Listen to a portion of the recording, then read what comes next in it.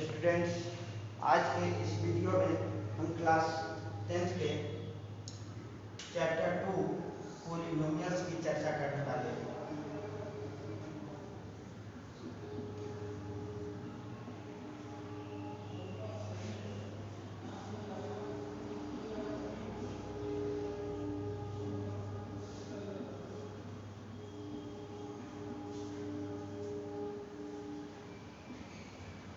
Students, सबसे पहले polynomials क्या है हम इसके बारे में जानें। यह एक अल्जेब्रिक एक्सप्रेशन है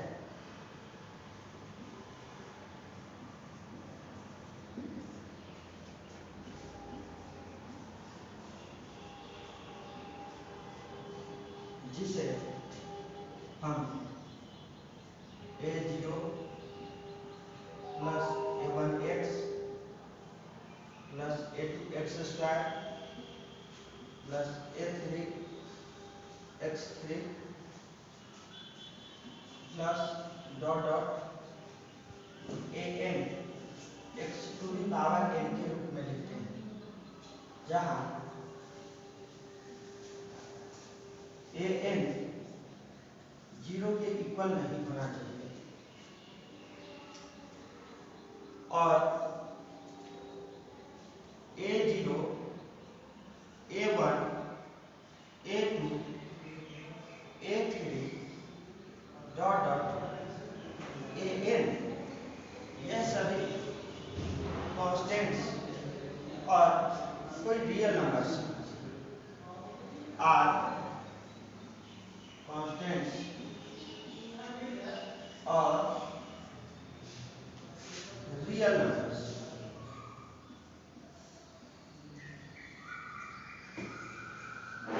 and x is variables।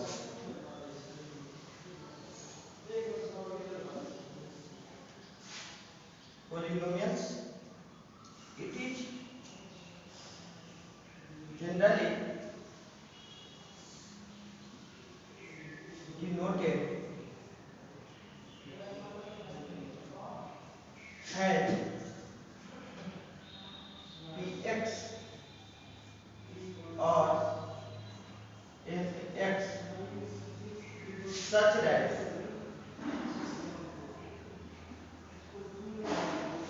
px equal to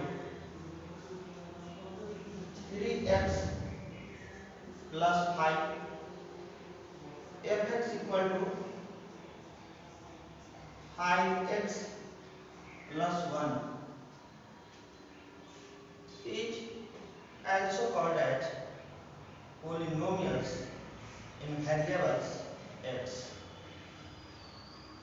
students, अब हम आपको पॉलिनोमियल्स में जो एक टर्म्स है जिसकी चर्चा हम बार बार करते हैं उसके बारे में आपको बता रहे हैं।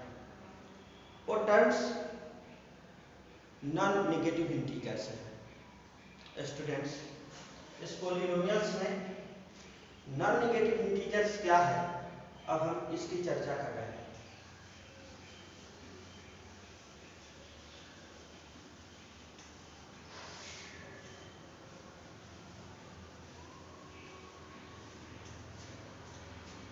सभी स्टूडेंट ध्यान देंगे, मैंने कहा नॉन नेगेटिव इंटीजर्स।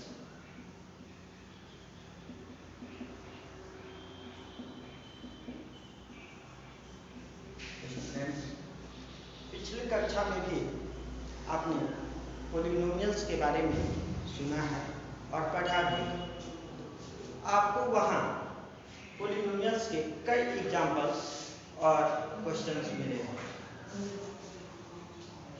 जिसके बारे में आप डिटेल्स में आप जानते भी हैं, लेकिन हम आपको एक ऐसे टर्म्स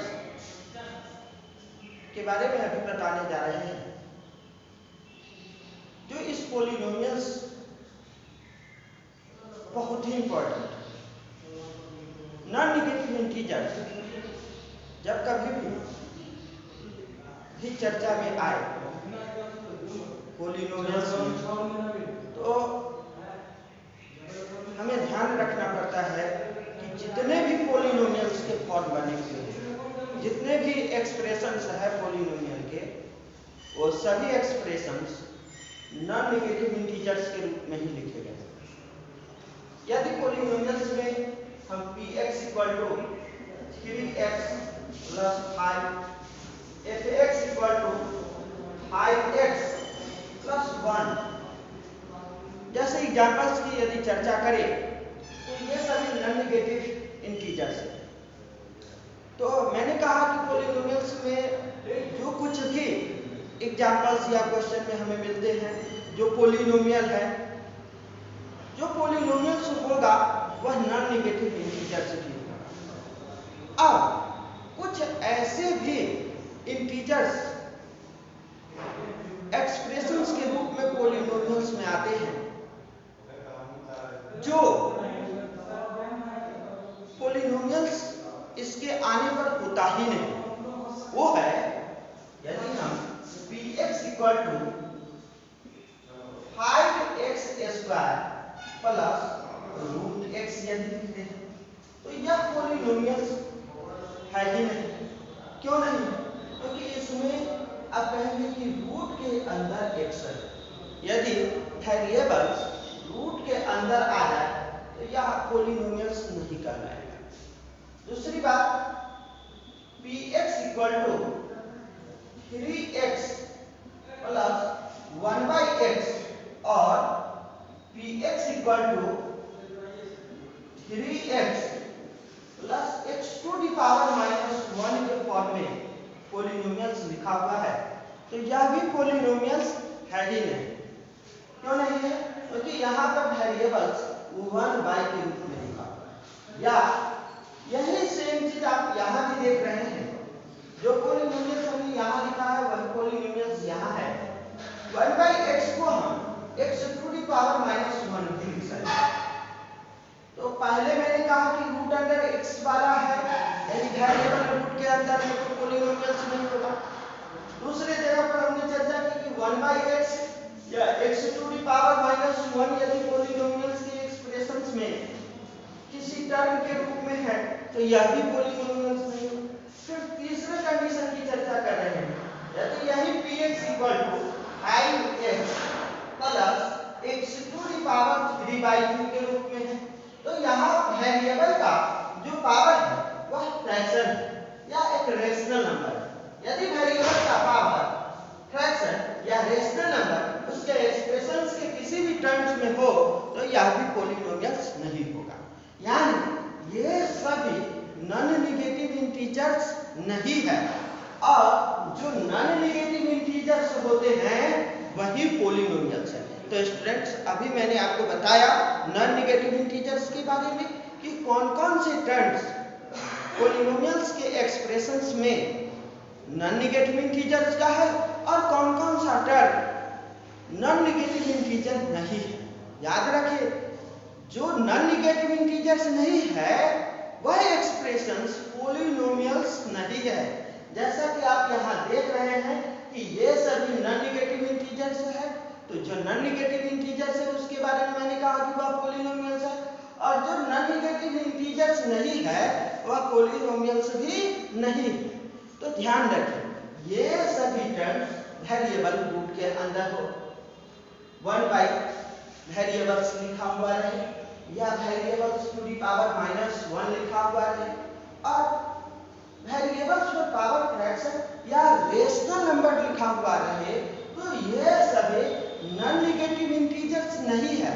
और जो नॉन नेगेटिव इंटीजर्स नहीं है वह यदि पोलिनोमियल के एक्सप्रेशंस के किसी भी टर्म्स के साथ आए तो उसे हम पोलिनोमियल्स भी नहीं कह सकते हैं। तो स्टूडेंट्स, हमने आपको नॉन नेगेटिव इंटीजर्स के बारे में बताया। अब हम आपको पोलिनोमियल्स में कुछ ऐसे टर्म्स हैं जिसके बारे में बता देते हैं, फिर हम टाइप्स ऑफ पोलिनोमियल्स की चर्चा करने वाले हैं। तो स्टूडेंट्स, अब हम आपको बताते हैं कि हमने कांस्टेंट्स और वेरिएबल्स की भी चर्चा पिछले क्लास में की। तो यह constants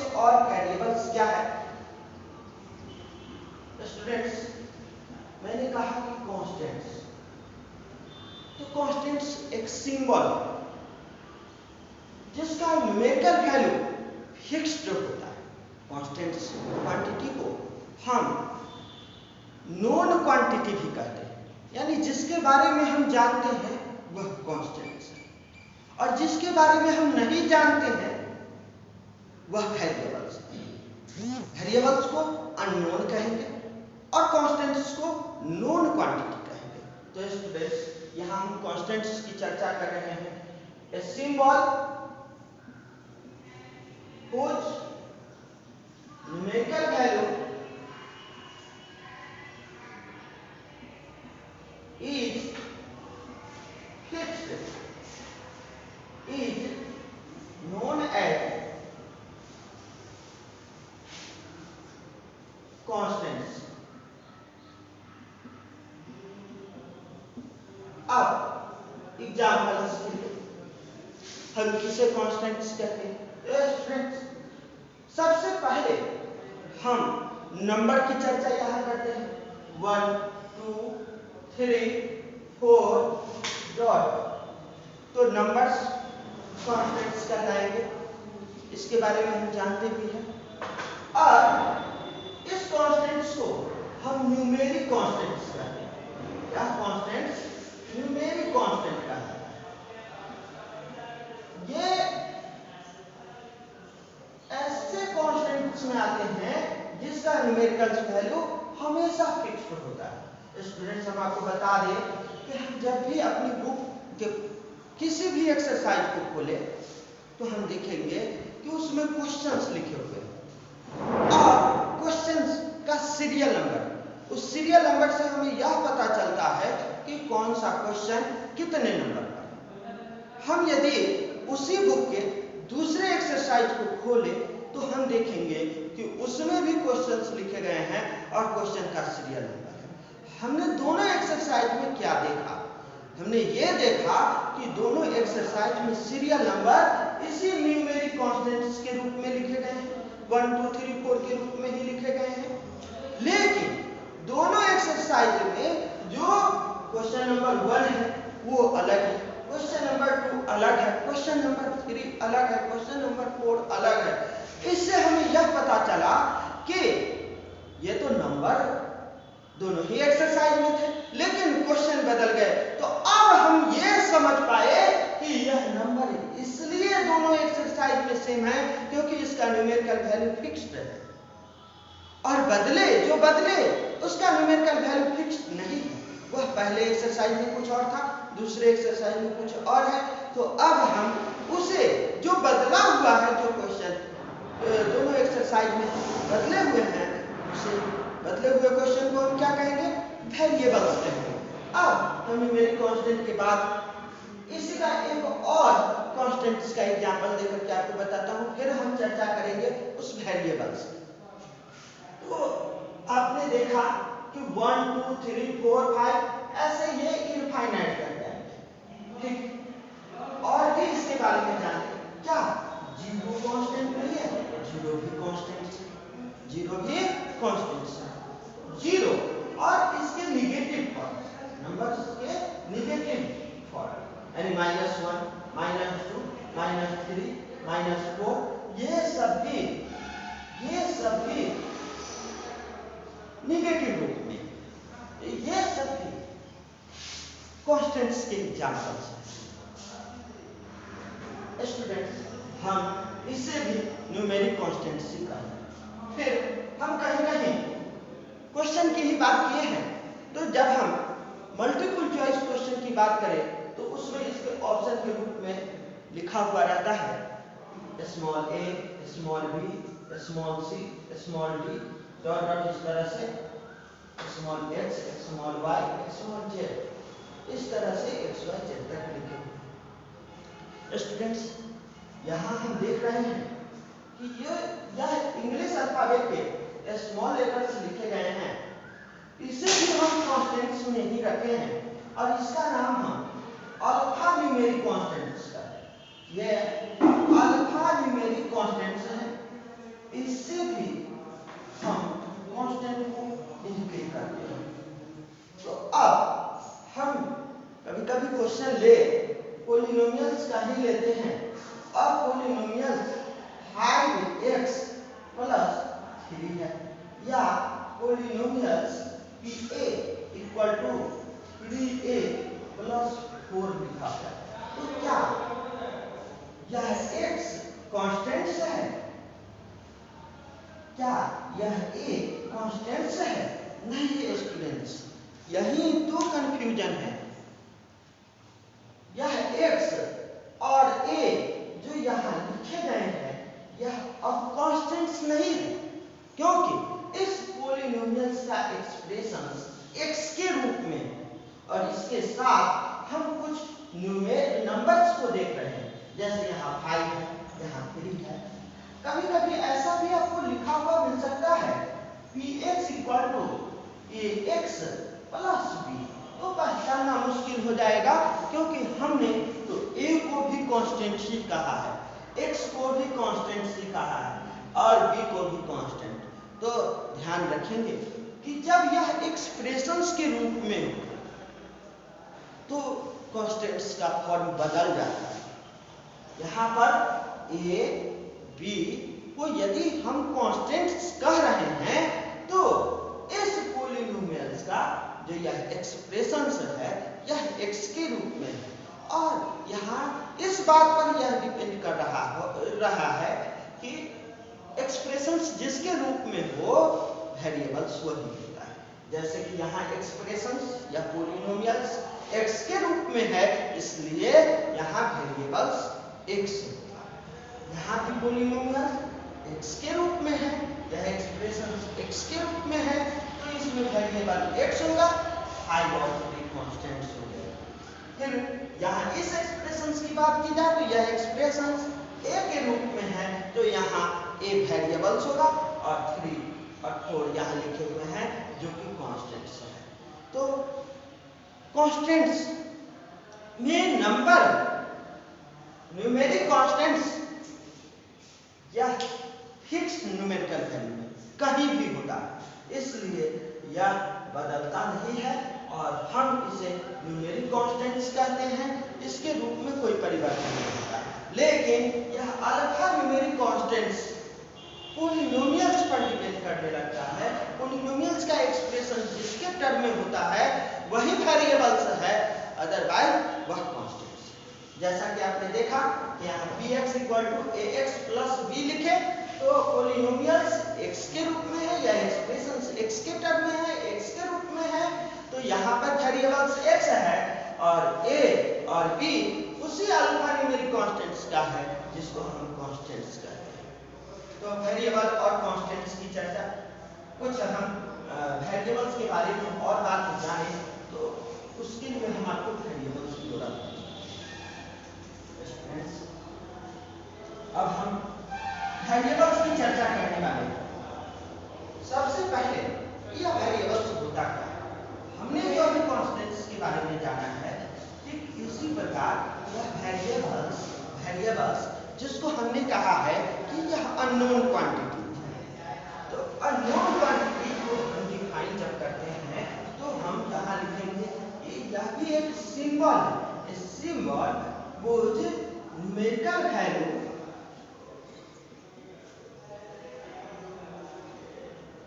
is not fixed, is known as variables।